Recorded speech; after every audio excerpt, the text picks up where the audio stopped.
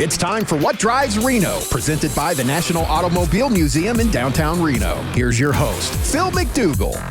Welcome, Reno. Wake up, get dressed, and get ready. You're listening to What Drives Reno, presented by the National Automobile Museum. What is this show about? Well, we talk about cars, obviously. Sometimes we talk about things that are happening in the region.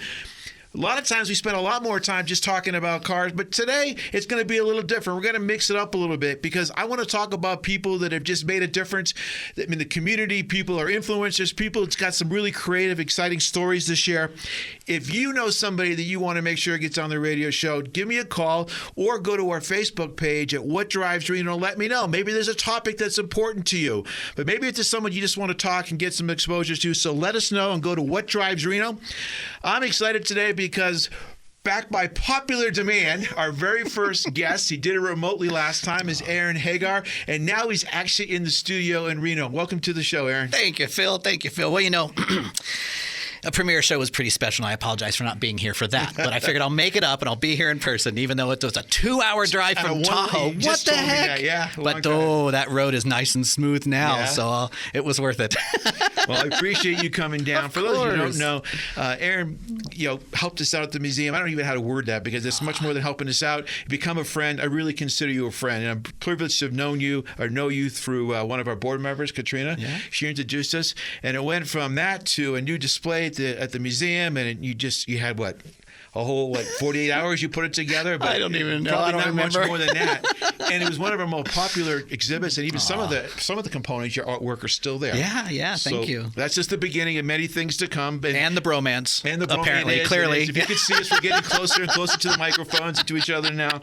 Aaron, but you've done so many different things. Very diverse background: art, music, cars, design. When people ask you, how do you describe yourself? When someone says, "What do you do?" I like the word baroque. No, Baroque. Oh, no, Baroque. So, you've done so much. No, tell me, what do you do? How do you describe it? Because every time, real quick, every time I talk to you, I mean this, I learn something new about you. And I'll tell you, the consistent theme is every person that has met you, whether it be at SEAM or here, says the same thing. You're an outstanding person. I really mean that. Very kind. Thank you. Well, it's true. Just live passionately. I think, that's it. It's a creative force that allows you, but it's really the passion that drives you. And I'm just a creative individual. I was raised and allowed free range, in that creativity. And my parents are both very, very highly creative. My whole family, my sisters and my brother, all of us. So, it's just when you live that way, you just find an outlet for it everywhere. I don't live through vices. I live through outlets. I don't drink, smoke, or do drugs or anything. I don't even drink caffeine. So I'm really struggling right now, too. I'm looking at that Dr. Pepper going, woo! Yeah, before we got in the air, I need my energy drink, and you don't have your caffeine there, and I'm... I just sweat for the sake of sweating. But no, it's having all these outlets is great. And life's a curiosity, and I'm curious, and there's always something to explore and something to learn. And nowadays, with social media and with the internet, there's so much available, so much information's available that, it's so hard for me not to spend the whole day on YouTube just researching stuff. My wife goes, get off the couch and do something. I'm like, I'm learning. She's like, you learned enough. Go do something with that knowledge. And it's addictive. It's a fact it's addictive. But yeah. When you're creative like you see all these cool things you probably want to do or take it to another level. Yeah, I want to see what everybody else is doing. Same thing. Every day I learn something. 55 years old, and every day I learn something that interests me and that helps me produce. It's just making that time to produce it is finding is more challenging. I don't know about you, but I have all these great ideas, and I typically don't have the money to implement them. Money and time. I have all these, and then the other part is time. Yeah. It just like my wife was telling me that her father used to say, it's like a book in the wind. It just pages are turning quickly, and I look in the mirror and I go, like, who the hell are you? Who's that old man there? That's where shorthand comes in real handy. Yeah. So whether it's shorthand in illustration or drawing or painting or writing, any kind of shorthand gets those ideas out and puts them on paper so that you can come back to them and flesh them out even more. And I find myself doing that kind of frequently, especially in a collaboration of work, because when I get commission work for my paintings, it often includes things that aren't familiar to me. And then I go, ooh, I wanted to do this back then. That might work with this. And all of a sudden, I can infuse infuse it with these old thoughts and ideas and bring those to fruition. So it's a great thing. But having a shorthand in your life is really important these days. Taking notes. Well, it's funny because when I was younger, I took notes because I wanted to remember some like great ideas, like creativity. Yep. Now I take notes because I swear I can't remember. I run to a room and I go, I got to get it. I get to the room, I go, and I guarantee there's people listening right now that can relate to this. You get to the room, you go, what the heck was I doing? You turn around, go back 15 feet, it comes to you. I'm at that stage where I get halfway back the second time and I almost lost it again. So this is a PSA for CRS. Yeah. I remind people the show is presented by the National Automobile Museum located in Reno. So growing up, Aaron, you're the son of people who don't know Sammy Hagar. Music was obviously a big part of your growing, your influence. So growing up, people who don't know, you're the son of Sammy Hagar. Music was obviously a big influence with you, but how did that shape your creative journey and the path that you chose? Well, you know what? It's amazing because I have a soundtrack. Yeah? I walk into a store and I have a soundtrack. It's a family soundtrack, but it's my soundtrack. The reality of that is music follows me everywhere, and I follow it. So I have a soundtrack that I put down on my Spotify that whenever I go to work on a car, I listen to a certain assortment of music, But when I paint, having a workflow is really important, and finding that workflow and without interruption is getting harder and harder. So I put together a playlist just for my painting that just gets me immersed, like within minutes instead of hours. Get you in the zone. Yeah, very much so. Gets me in the zone. So music is still a really, really important part because I've always had that soundtrack. To me, everything kind of needs a soundtrack. When I'm shooting video for something I'm doing, I'm thinking of the music at the same time, what the mood, then I'm drawing from different things that I've heard to kind of, and that kind of depicts how I'm going to film it too, because I've already got the music in mind. Music's really important in our family, and I think it plays a huge role, literally minute to minute, day to day. I mean, I was just thinking as you were saying that. I mean, literally, when you walk into a store or something, you literally hear a family member. That'd be like me walking into Walmart and hearing Sherry belting out a song. And, that's just Sherry. No, that's very much so. Every day. You turn the radio, there's Dad, or there's the family. And I guarantee you, if I'm not mistaken, every song has probably a different memory to you as well. So not only a creative moment, but it takes you back in time. Like, I'm going to take this to the car world again, is that people come into the museum and they see a car and it takes them back to a memory. Absolutely. I'm assuming songs, music does that to you. Yeah, so it's a smell, big part of your sound, life. and any of the senses or triggers to memories. I mean, come on, what a great life. How can you have a bad day when everywhere you go, your family is present, whether it's in a product, whether it's in music, whether it's in conversation, whether it's in someone wearing a Cabo Wabo shirt. I mean, no matter where we go, almost in the world, we have a presence, because of Dad's time and efforts and talents. And I think it's allowed us to shine, and some of us have gotten to shine pretty well in the world too. And you can never have a bad day with that, It's funny, before we went on the air, I was just mentioning to you that your dad's social media presence is really strong. Yeah. And how old did you say he was roughly? He will be 78 in a couple weeks. He does not look 78. He doesn't act it either. He looks much, but I mean, he's up and going, and he's very visible out there. Very I much so. love that, but that's what keeps him going, I'm imagining. If he sat home and just sat there and watched reruns of I Love Lucy, it'd be a whole different story. Yeah. He'd have a great accent, but but no, he really, really, really is active, and he knows that really is the fountain of youth, is being active and being fluid in life. He's very malleable. Things come and go. Things get canceled. Things get scheduled. He's spontaneous in many ways, and when he's done, he's done. He's at the age now where we're starting to see him enjoy life in different ways and relax. And I love hearing from the family when I'm not with him, because we all send each other pictures of Dad doing things like, Dad's gardening today. Like, Kari sent me. Did you picture him doing that 20 years ago? Or was he no, always and it's doing great. That? I mean, I'm used to him, like, cleaning the pool and stuff up in Mill Valley, which I usually try to do before him. But he loves it. He goes, "Don't clean the pool. I enjoy doing that." It's like, okay, hands off. You enjoy doing it. But Kari his wife sent me a picture of him dragging a huge palm across the yard, because he was pulling down some of the dead palm leaves or fronds, and this thing's like 9 feet long, and he's dragging it behind him with no shirt on, with his shorts, because he's living in Hawaii right now. So she's like, "Oh, there's your dad enjoying Hawaii." Well, he's there. That's another. That's awesome. Maybe that's his next step. He's got a little reality show of his home improvements back there. No. Reality television doesn't like our family because they literally say we're too happy. You guys get along too well. You're too happy. There's no drama. No, I'm not surprised. There's you plenty said of drama, but we're very happy. There's no conflict. Sorry, I am not shocked to hear that. Yeah. Because every every time you turn the news on, it's like, but is there not going to be something that's more uplifting? Yeah. But drama. But what do they say? Yours? You're too happy? Yeah. Yeah, literally, like that was the criticism. Like networks, like, we would like it if there's more drama, and they tried to stir some stuff up at the dining room table, and we didn't buy it. We bickered in jest, but it wasn't sincere. So we're too happy. The Hagar family's too happy, apparently. So for those people who want to start their own reality show, when you're trying to make that pitch, just come in there with a lot of negativity, a lot of drama, right. and you'll make millions on it. If you're happy, no, a whole different world. They don't want to hear it. That's a good thing. So let me ask you, you've worked on a lot of different things, from fine art to custom car design and renovations. Is there a project that really pushed your creativity to the limit? All of them. All of them? Well, there's two kinds of projects. There's the ones that you kind of say yes to, and because they're convenient and you don't have the energy, or it's a favor and you want to get it done. But most of the stuff that interests you, I think, is stuff that you haven't done yet, stuff that you've been wanting to do. And so there's huge challenges. But when working with old cars, there's always a challenge, and I'll be home in an hour. Every partner knows that means I'll leave dinner on the table for you. I'll leave it in the fridge with you can warm it up in the microwave. Just take the foil off.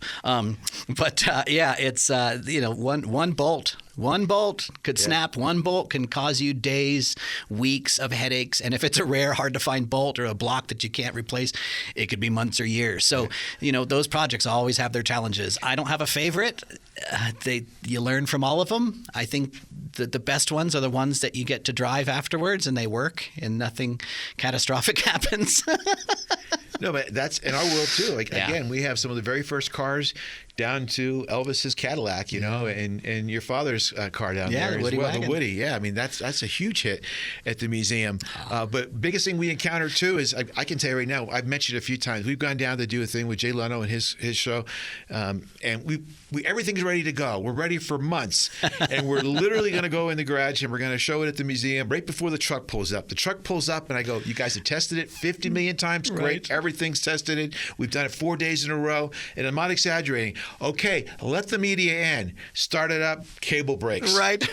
You chase a ground for 3 hours. and you can't just, let's just go to Walmart and get one of those things and get underneath the car and do it. And then you have all that, and we fixed it all. The people in the community got behind us, but then we went down there to Jay Leno's garage and did the show. I'm going, okay, well, I was just worried about that thing breaking.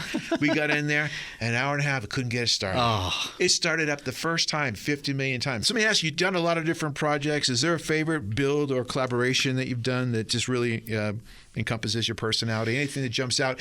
I've seen your artwork. For people who haven't, they missed that exhibit you did. You had a whole wall of 100 feet or so of just snippets of your art in a variety of different ways to convey that to the public. But is there one that just stands out? Sure, the one you still have, thankfully, the Woody wagon. Yeah. I think when Dad doesn't ask me for much as far as like do this or do that. I want this project. I want you to do this. I mean, he does on a small scale, but not like that. When he asked me I want that wagon. Can we make it a Woody? Originally wanted to paint it black, and I'm like, no, it's not near good enough to paint black. Well, tell our audience what you're talking about because they might not be familiar. Yeah. with So when something gets painted black, whether it's a motorcycle helmet or a car, it has to be the best example. So when you order a motorcycle helmet and you're going to paint it, I don't order them in white. I order them in black because they're the smoothest and they're the best version of it. So if a car is painted black, like a show car or a hot rod or something, it takes an immense amount of extra time to prep that car to make it perfect because black shows everything. Sorry, the bottom line is black shows everything. And so Dad wanted to paint that 1956 Woody wagon white, black. So the Woody wagon, a little history on it. It came from a lake bed in Reno.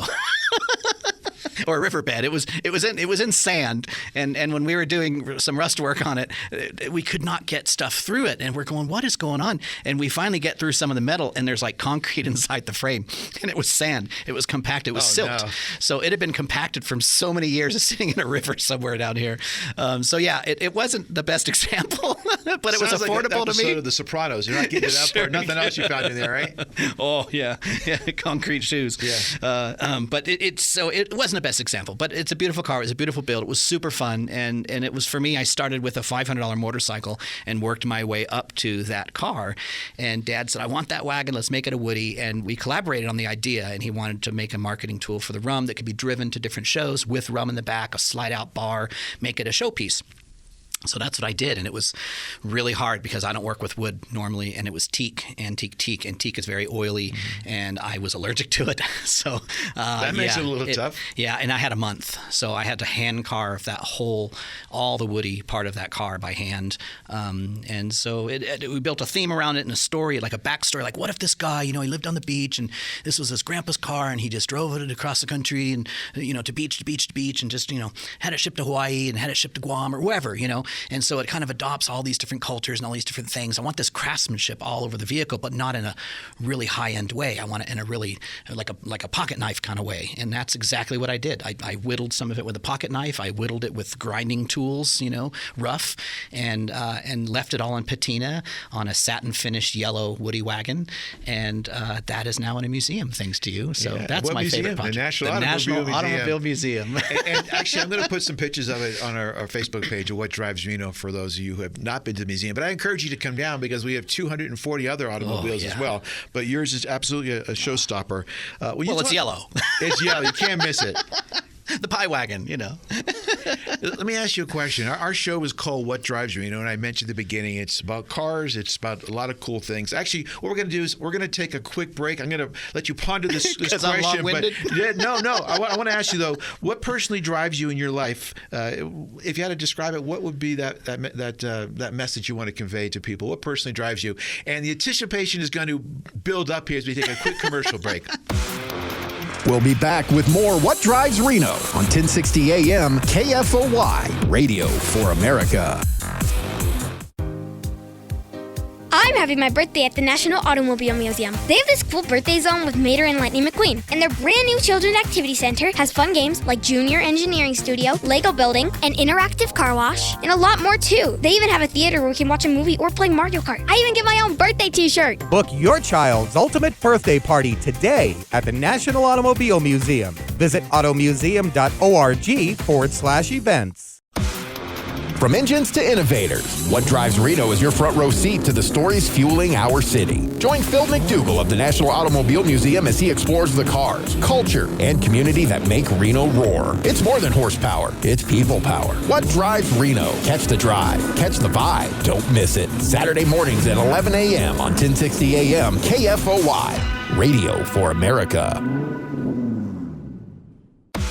We're back with more What Drives Reno, presented by the National Automobile Museum in downtown Reno. And now here's your host, Phil McDougall.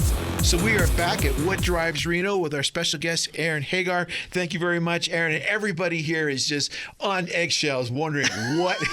No, right before we went to break, I said, what drives you? Literally, the name of the show is What Drives Reno, but what drives Aaron? Snacks. Snacks. No, I'm teasing. That's not a single word answer. I mean, sometimes you're driven, always driven by passion, but sometimes driven by curiosity, sometimes driven by a new tool. A new tool, sometimes driven by some sort of, I think the answer to that is inspiration, because all of those inspire, don't they? Right? They do. Okay. And then behind that, you get passionate, and okay. So the answer to that, I really think, would be inspiration. So whether that's a new tool or whether that's food, snacks. Hey, I got a new drinking cup. I want to try it, see if I don't spill it all over myself this time. And if I can drink that and not my paint water. Yeah, it's funny. When we get up in age, things get a little confusing to us. Yeah, I know, especially as start losing our sight and smell. Yeah, it smells like... No, that doesn't smell like root beer. That smells like acrylic paint. No, I always laugh because my wife is a famous commercial. So I got to just sidestep here for a second. Yeah. It's a commercial when this lady is going, "Here, kitty, kitty, kitty," and it's like a raccoon and she doesn't see it. I always laugh. I say, "Sure, we are that person now." In the last 2 hours, we've talked about our prescriptions. We can't see what we're doing, and then we actually ask the same question like 50 times. So I'm turning that corner. I guarantee our listeners can relate to that one too. Well, can you relate to this one when you see the older folks taking a picture and then they both have to put their glasses on to look at their phone to see the picture? Well, the big joke in our family is Sherry will take like 3 pictures. She can't see anything. And a couple of times I go, "It's good." And I held up to her. I said, "Sherry, that's a selfie." and she didn't even know, so she doesn't even Does try she have anymore. prosopagnosia too? She just can't see faces? She can't see faces at all. Oh, my goodness. We're going to take a little step here in a minute and go to a lightning round. Just want to get to know you a little bit better, and I think it's great just to ask you a bunch of questions, random questions. But before we get into that, I want to go to a really deep question here today. So if you could leave our listeners just one piece of advice about pursuing creativity or just a passion, what would it be? Is there anything? I'll say that version, and then I'm going to ask you a second question or a follow-up. If you could tell your younger Aaron something, what would you tell him? So two-parter. All right. The first part of that would be joy. Follow your joy. You know, it's in the little things. You know, if it's a certain something that you like to listen to or snack on or wear or just have around, and it brings you joy in a task that's heavy on your heart, take it along with you. You know, you have to have that balance in life. Otherwise, you're doomed. And if I could tell my younger self anything, it would be go to Paris. Go to Paris? Yeah, I was invited right after graduating high school to the Royal Academy of Fine Arts. They invited me, and they looked at my portfolio, and I got in. And Dad said, "There's nothing there that you can't learn here. You're not going to Paris. You're not going to be one of those spoiled kids." And I gave in. And I say that is probably my biggest regret in life, was not just selling whatever I had, figuring out the money, and just going for that experience. Yeah, I would tell my younger self, Go do it. Go do it. Do it. Yeah, don't. No regrets. No, I feel the same as you. I had the opposite growing up experience. I used to say, I don't think they liked me. Every time I came home, there was an exchange student living in my room, and they would send me away for the education. Like they sent me to exchange student in Japan and some places, and I'm going, that's great, but there's somebody in my room at the same time I'm leaving. Are you telling me something? All right, Aaron, I'm going to go through a quick lightning round with you, okay? Just to see what first thing comes to mind. Favorite car you've ever owned? Oh, my 58 Alfa Romeo. That was my first. Dream car you'd love to build or drive? Oh, a Type D Jaguar. See, everyone knows this right off the top of their head. What is your go-to song when you hit the open road? And you're stuck in traffic. There's two versions. Open road when you're cruising at the speed limit or having a good time, and then there's probably another song like earlier today where you're in 2 hours of traffic in a one-lane road down Mount Rose. So you got a go-to song? Open road is definitely Hans Zimmer. Any soundtracks by Hans Zimmer. I worked for Hans for a short time, so it's my trigger for let's do this. And Traffic is always an audiobook, man. Just passes the time. Cool.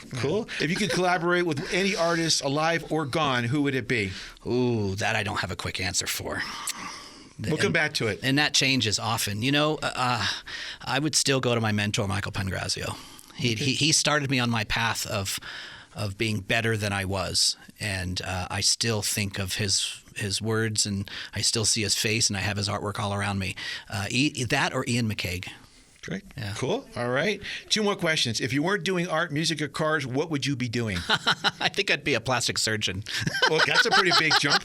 I think about that all the time. Really? But you know what? I'm really into. I found some great YouTube channels where they restore old paintings. But that still requires you to be an artist. That's an artist. But honestly, I think of plastic surgery a lot because it has a lot of the same criteria as my life as an artist. Creative problem solving, mastering technique, caring a lot about what you're doing and who you're doing it for. In this case, doing it to. Yeah. and finding new techniques for doing things, being innovative. Like all the stuff that I do in life. But I don't know, there's something about the garishness of the gore of being a surgeon that I find much more fascinating. My first career was as a makeup artist, doing special makeup effects and prosthetics, so that's kind of where that comes from. But you're still in that creative world. Yeah. We kind of touched on this earlier. My last question, too, before we wrap up is finish this sentence for us. What drives me is? What drives me is passion. Passion? If you said what drives me crazy is Phil, it would be a whole different show. We would start over again. Aaron, thank you very much, my friend. Love to have you on the show. Appreciate everything. Thank you. I love your passion. You're one of the most amazing people. And if people want to follow you or learn more about you, where should they go? That's a tough one. I have a little bit of a social media presence, but I don't have a website currently. I'm just if you're in the mood for something weird, Google my name, follow my family. We're all doing something, I don't want to say interesting. We're all doing something that we're passionate about. That's good. Just back to passion. And thank you. Thanks, Aaron, very much. We're going to take a short break, and then our next guest is Mayor Hilary Schieve. We'll be back with more What Drives Reno on 1060 AM KFOY, Radio for America. From engines to innovators, What Drives Reno is your front row seat to the stories fueling our city. Join Phil McDougall of the National Automobile Museum as he explores the cars, culture, and community that make Reno roar. It's more than horsepower, it's people power. What Drives Reno? Catch the drive, catch the vibe. Don't miss it. Saturday mornings at 11 a.m. on 1060 a.m. KFOY, Radio for America. Looking for a venue for your next event? The National Automobile Museum can host any event in a variety of venues to choose from. Have an awards ceremony in the 157-seat theater or select one of several themed galleries for a business luncheon or banquet. Guests will love the 16,000 square foot Riverside Pavilion, complete with outdoor bar, heaters, and fire pits. Everything you need, including chairs, linens, staging, and AV equipment are also available. Go to automuseum.org for details. We're back with more What Drives Reno, presented by the National Automobile Museum in downtown Reno. And now here's your host, Phil McDougall. All right, welcome back, everybody. You're back on What Drives Reno. I'm very excited. Don't forget, the show is made possible by the National Automobile Museum. So we have long awaited my next guest, and I want to start off by saying thank you, because I know you're very busy. I know that you do a lot of good things, but I also know personally that you've done so much to support the museum. So thank you very much, Mayor Hilary Schieve. Well, thank you, Phil. That is so kind. Honestly, what kind words? That's not what my email says. If they saw your inbox, maybe right. No, but people who know you're the real deal, and very, very grateful. So I'm going to jump right in, and this is going to go Howard Stern version, all right? Okay, I like it. No, seriously, why? Are we getting controversial? No, because not at Howard all. Stern's very controversial. No. I just meant to throw you a little bit. It's going to be really PG rated here. Just get you nervous here. Okay. But I love it. growing up, did you ever imagine you were going to be mayor? No, never, Why? ever. Because I'm sure it's just all pleasantries and nice emails and pats on the back and everyone loves everybody. No, I had no idea I was ever going to get into politics, and I am not a politician. As a matter of fact, I never even registered for a party. I'm a nonpartisan. My whole life, I've never registered as a party. So I had no idea I was going to get into politics in any capacity, but I happened to be born and raised here, which is becoming a little more rare too.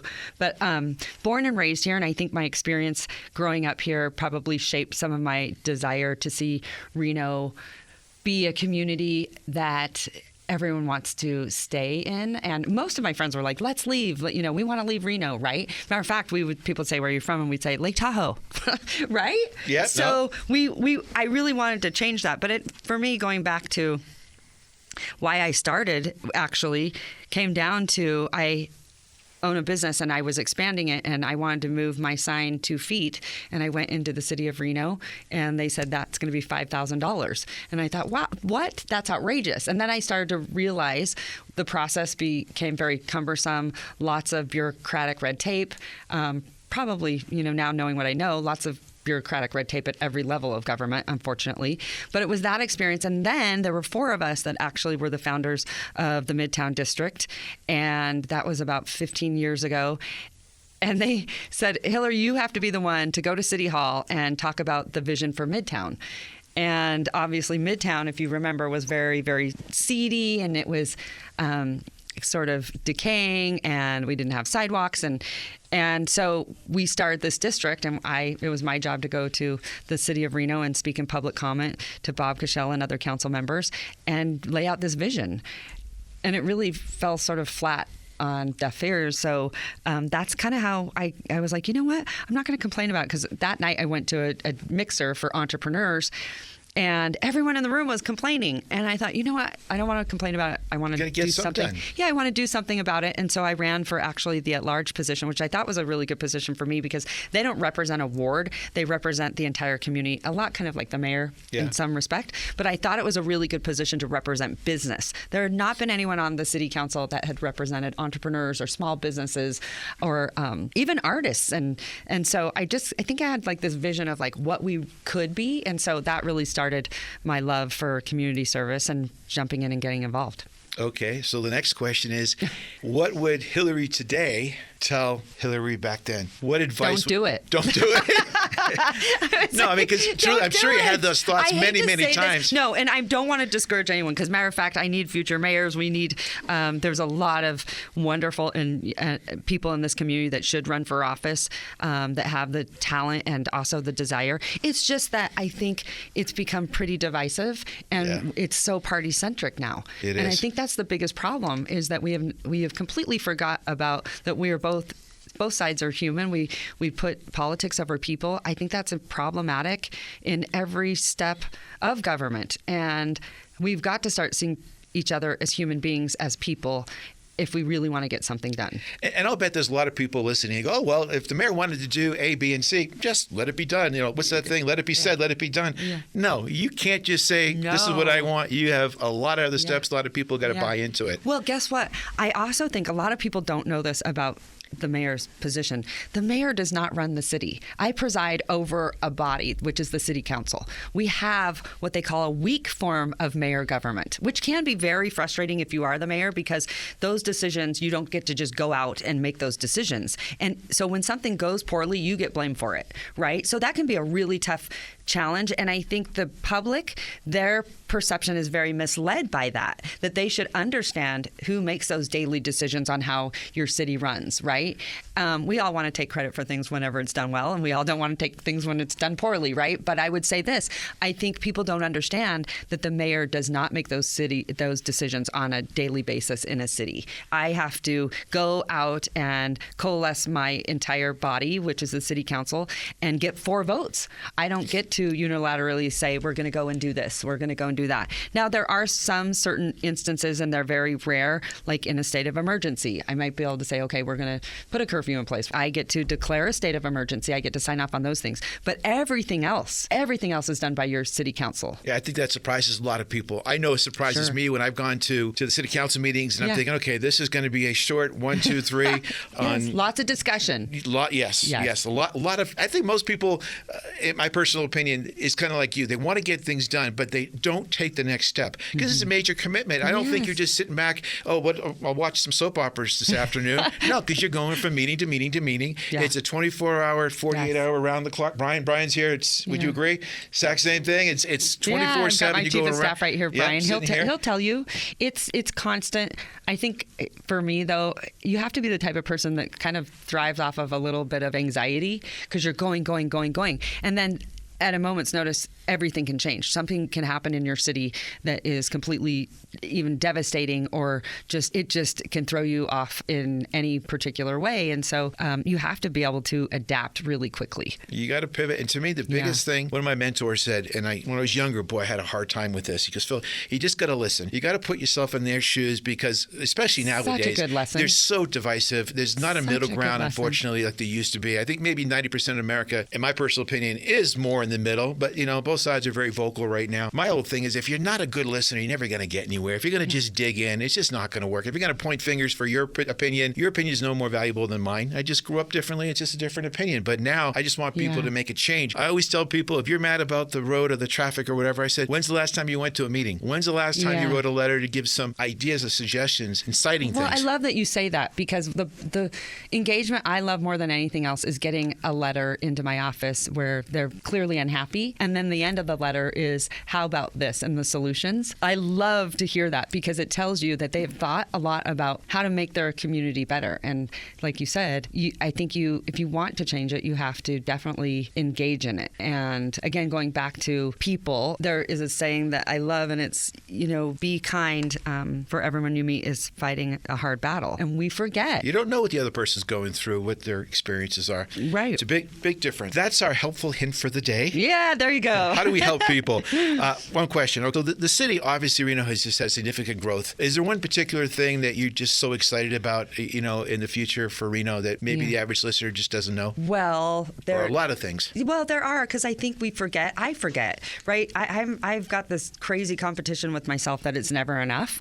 And I also think that we all forget about where we have come from. We really do. And so let me take you back. Let's all raise your hand if you remember the King's Inn downtown. When I ran for office about 14 years ago, or no, 12, I don't know, I'm jumping ahead, but 12 years ago, I would knock on doors and people would say, Mayor Schieve, you've got to do something about the King's Inn. You've got to do something about it. And look at it today. It's this, beautiful housing project with retail on the bottom. It started the process of revitalizing downtown. Downtown has been incredibly challenging because of the large footprints that, some of the casinos obviously once occupied. It's very hard to put a small business in there or an artist, entrepreneur in a footprint that size. Right. That's the difference between downtown and midtown. And midtown is a great example of what we got right. But that was much easier to activate because you have smaller micro spaces where people can afford that barrier to entry that you typically will see when it comes to revitalization of a downtown core. But I wanted to point out the King's Inn because so many people forgot about the decades that stayed there dilapidated and became the biggest eyesore in the city of Reno.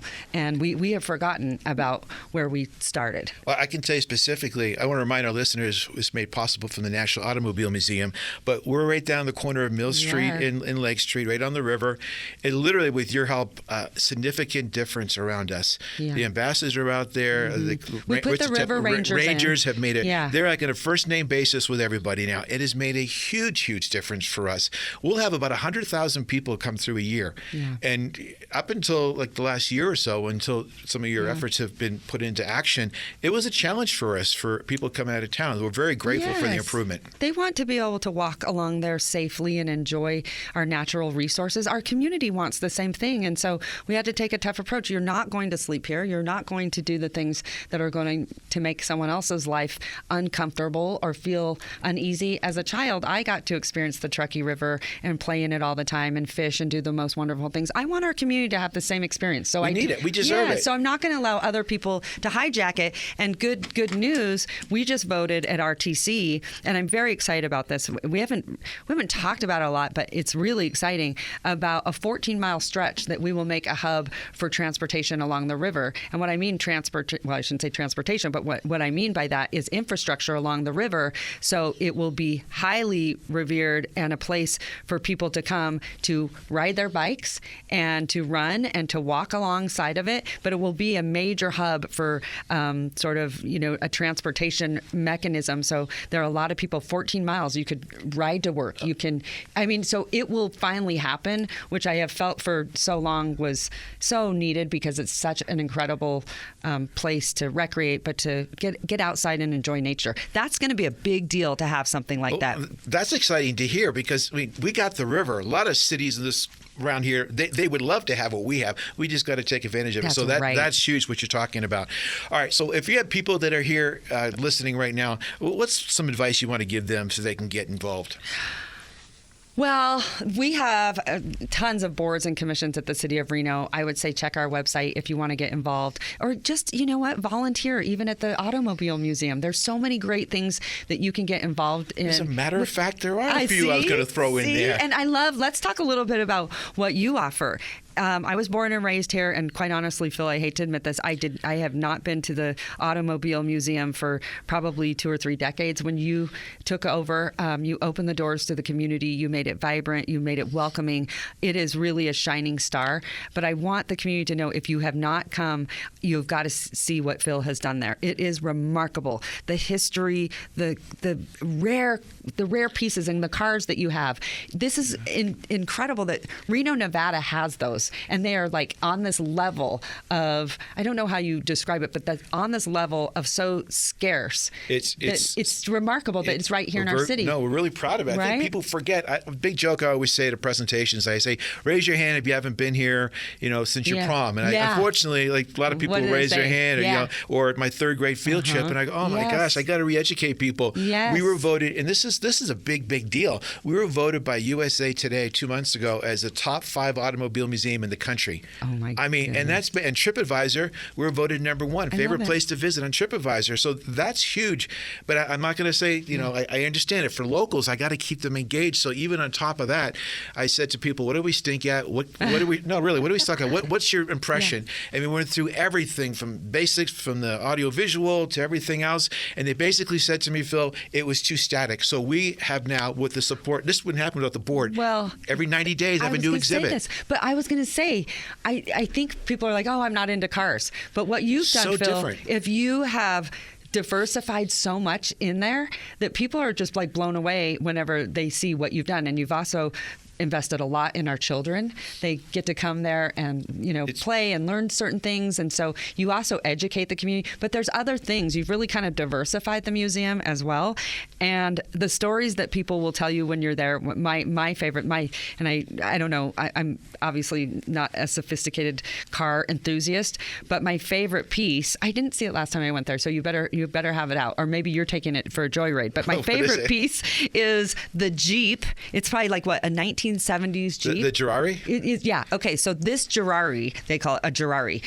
The stories I got to hear was, so it's this 1970s Jeep, super cool, but inside it has the engine of a Ferrari. They call it the Gerari. Yeah. This is so cool because the stories I got to hear was about, I think it was Bill Hara. People would see him just zip, doodling all over town, just, going at speeds of, crazy magnitude. And everyone would know that's, Bill Hara. But there were a lot of people who couldn't figure out why could this Jeep go so fast? He put a Ferrari engine in it. Brilliant, right? But those are the kinds of stories you hear. And it just makes you feel so connected to the community, but to hear those fun stories, and not to mention you bring in a magnitude of Hollywood. You bring a lot of hello Hollywood, hello type of so let's talk about that. I think you brought in the Barbie car. We have you the brought Barbie in Jurassic car, Park. Jurassic Park, Ghostbusters. Ghostbusters. With Elvis's car there. Herbie the Love Bug. Yeah. You also do comedy. We do comedy. Not me. Adam. Well, yes, you do. Well. No, Phil is very funny, and he actually can do comedy. He's very, very good. But you brought in Adam Carolla. Adam Carolla has been there. Jeremy Renner was there for our speaker series. And that's what I want to convey to people.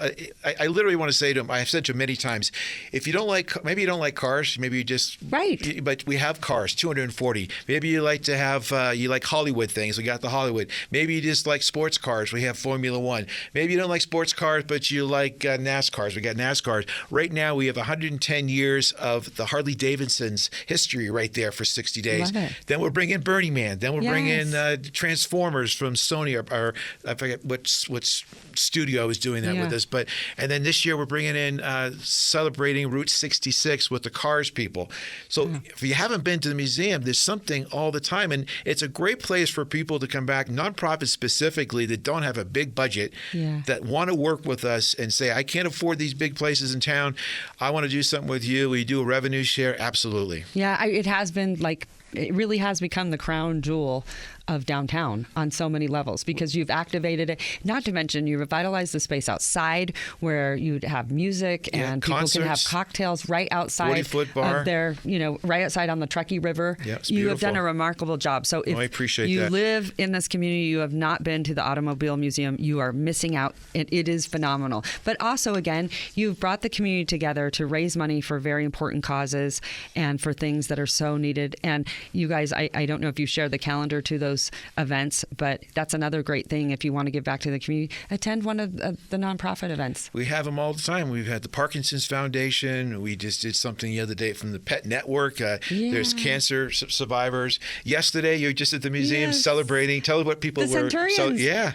That was Those are cool. people in our community that are celebrating over 100 years, and it was so special. I was one of the best things that I've ever been able to take part in, and their you made stories them are feel great. They were great. Phil was great. He played Frank Sinatra, and we did a little dancing. But I gave them all keys to the city, which was super fun, very relevant. Obviously, we're at the Automobile Museum, but I encourage them to all go fast and take chances, and don't worry, I will get you out of jail if they get arrested. They were funny because a couple came up to me and says, "Okay, truthfully, which one of these is going to start a car? That's what I want right now." They all wanted to start a car. They want to start a car. And we had a 1925 car that we brought in for them to sit in. Yeah. And again, just brings back memories. So if you don't have to love cars, maybe you just love history. There's all kinds of things. The first electric car, we have like Elvis's car, and you just told the story about the Gerari, Bill Hara. That was so famous, that car, that Jay Leno asked us to bring it down, and we did a show with him a few months ago in Jay Leno's garage. And I told this before, but he had me scared to death. He was in San Fernando Valley going 120 miles an hour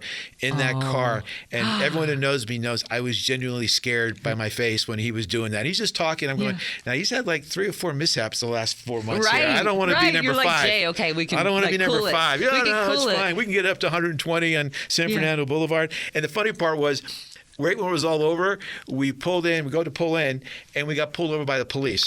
And he pulled over to my side. I think that's happened and he a goes, lot with Jay Leno. and he goes, excuse me, and I go, and he goes.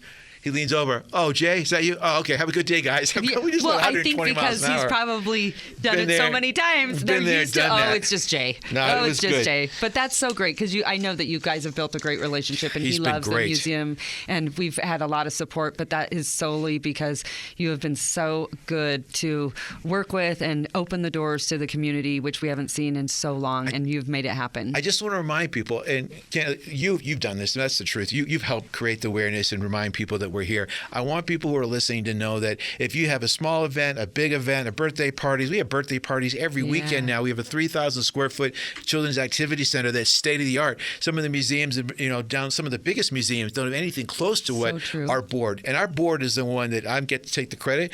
Our board is the one saying to do it all. They're telling me what to do and putting the money up there, and it's been a blessing. So I'm very grateful.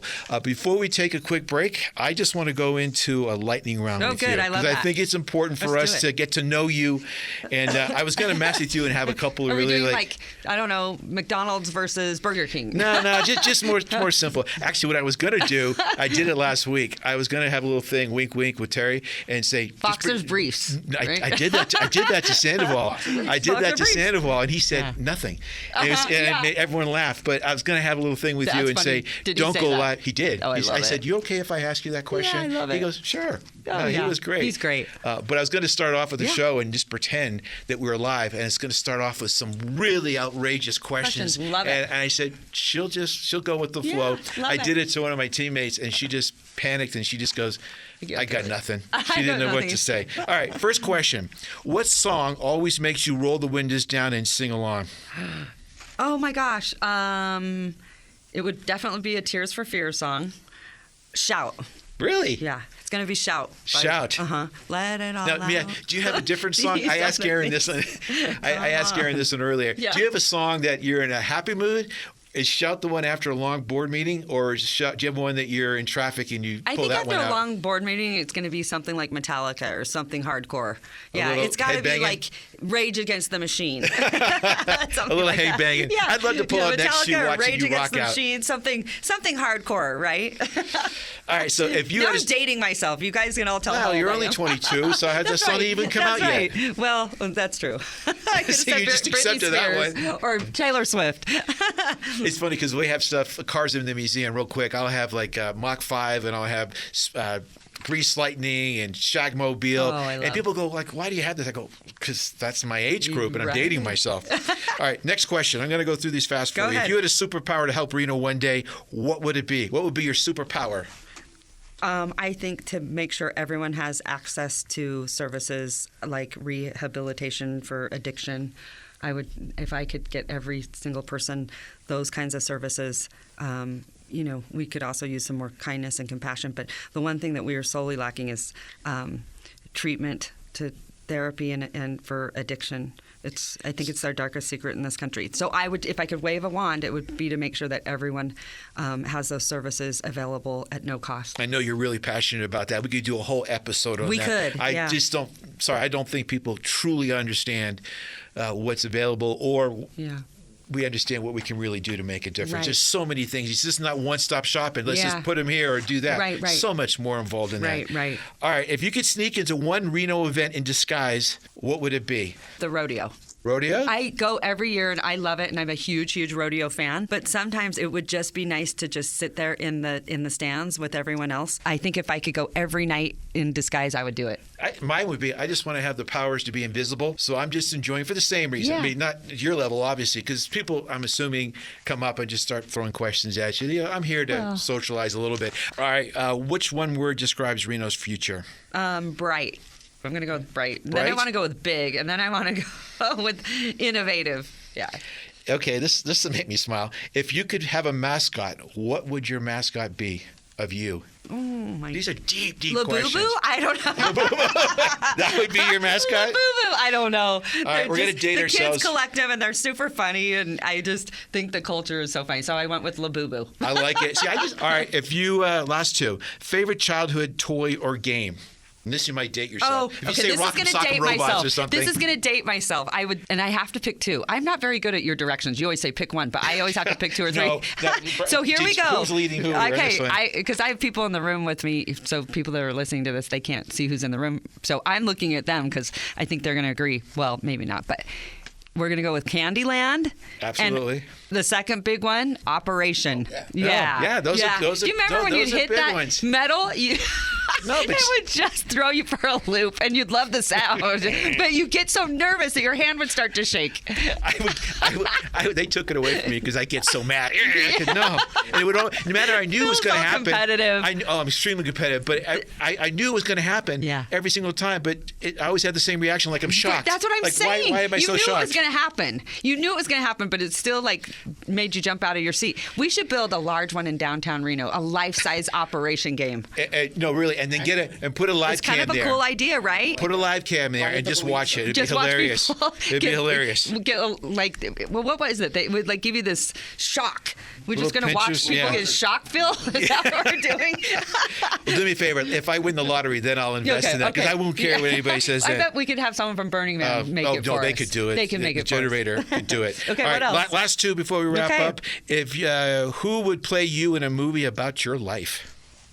Oh, Didn't anticipate these kind of questions. I don't know. Jennifer Lawrence. No. I'm going to go with a comedian. Oh. Let's go with a comedian.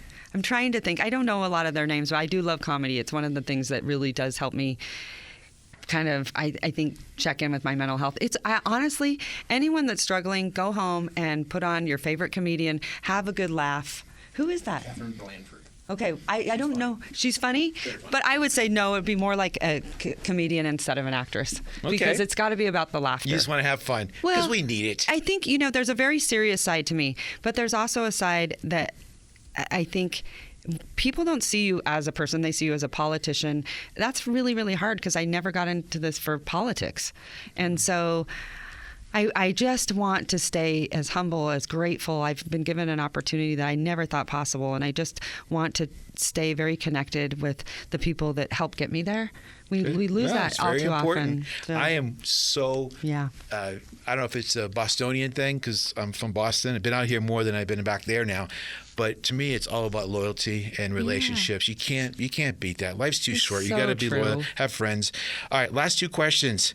What is your go-to karaoke song? I'm going to share something with all of you that this is no probably one's listening, a so it's shocker. between us in the room. No. and you I want to remind you can that air before you anything. share I too don't mind. much. But this is going to shock you, absolutely shock you. Do you know that I have never, ever sang karaoke? No? Never once in my life. It's so funny you said that. Terry, can you cue the music, please? Brian's over here saying go you've into done. it right now? Yeah, let's do it. This will be my entry into karaoke. But no, I've never. I went to one bar downtown that they were singing karaoke, but I have not been like I don't hang out at places where they have it, and obviously I'm a terrible singer, so I would never probably want to embarrass myself. But I've never sang karaoke. Ever. No. It's funny. What about you? Oh, by far, Elvis. Oh. I'm a huge Elvis fan, and my wife always goes, I love it. Uh-oh, What song? Teddy Bear. Oh. Teddy Bear, Burning Love. Really? Burning Love. Oh. And if I get to Teddy Bear, it means I've had like one drink. Yeah. If I pull up Burning Love right away, he's had some vodka, something else. We know that's the song that he probably should get off the stage. Now we know Phil has had some drinks when she starts to sing that. Okay, I'm going to look for those signs from you. All right. Well, thank you very much. I appreciate your time. Thanks for going with the flow with all those questions. We learned something new about you, and hopefully people are listening, learn how they can get more involved. We're excited to do this show, What Drives Reno. If anyone's listening today, if they have a topic or a person they want to get some exposure to, we encourage you to come let us know. It's a little bit about cars one week. It's a little bit about people. This week, it's more about people that are influencing the region, getting things done in the community. And Mayor Hilary, Schieve, thank you so much for your friendship. Thank you so much for your support at the museum. And for those of you who haven't been to the museum, shame on you. Go to www.automuseum.org. And lastly, hashtag Mayor made me do it. Mayor made me do it. All right. Sounds good. Thank you, guys. We'll see you next week. You've been listening to What Drives Reno, presented by the National Automobile Museum in downtown Reno. For more information about the museum, head on over to our website, automuseum.org. We'll be back next Saturday at 11 a.m. with What Drives Reno on 1060 a.m. KFOY, Radio for America.